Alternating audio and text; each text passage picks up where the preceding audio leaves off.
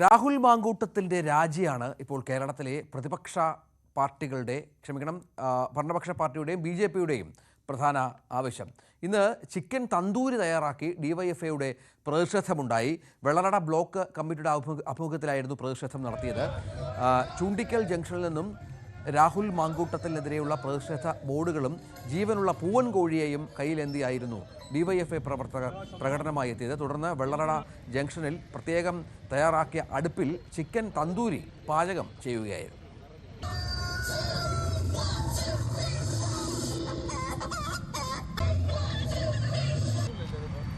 ഒരുപക്ഷെ ഇന്ന് കേരളം കണ്ട ഏറ്റവും വൈറലായ ദൃശ്യങ്ങൾ ഇതുതന്നെയാണ്. കഴിഞ്ഞ ദിവസം പാലക്കാട്ട് കോഴിയുമായി പ്രകടനം നടത്തിയ BJP പ്രവർത്തകരെ നമ്മൾ കണ്ടിരുന്നു.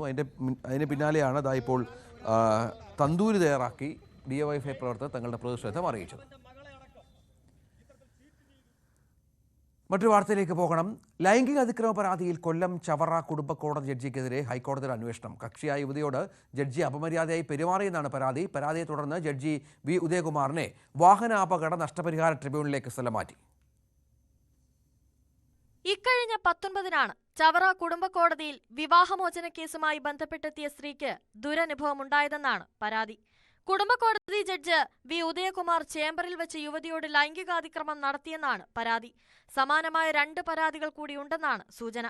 ജില്ലാ ജഡ്ജിക്ക് നൽകിയ പരാതി ഹൈക്കോടതിക്ക് കൈമാറുകയായിരുന്നു. ആരോപണ വിധേയനായ കുടുംബ കോടതി ജഡ്ജ് V. ഉദയകുമാറിനെ തൊട്ടടുത്ത ദിവസം വാഹനാപകട നഷ്ടപരിഹാര ട്രിബ്യൂണലിലേക്ക് സ്ഥലം മാറ്റി. ഹൈക്കോടതി അഡ്മിനിസ്ട്രേറ്റീവ് കമ്മിറ്റി അന്വേഷണത്തിന് ഉത്തരവിട്ടിട്ടുണ്ട്. ജില്ലാ ജുഡീഷ്യറിയുടെ ചുമതലയുള്ള രജിസ്ട്രാർക്കാണ് അന്വേഷണ ചുമതല. ചൊവ്വാഴ്ച റിപ്പോർട്ട് സമർപ്പിക്കാനാണ് നിർദ്ദേശം. അതേസമയം ആരോപണ വിധേയനായ ജഡ്ജിനെ മറ്റൊരു കോടതിയിലേക്ക് മാറ്റിയതിൽ അഭിഭാഷകർക്കിടയിൽ അമർഷം നിലനിൽക്കുന്നുണ്ട്.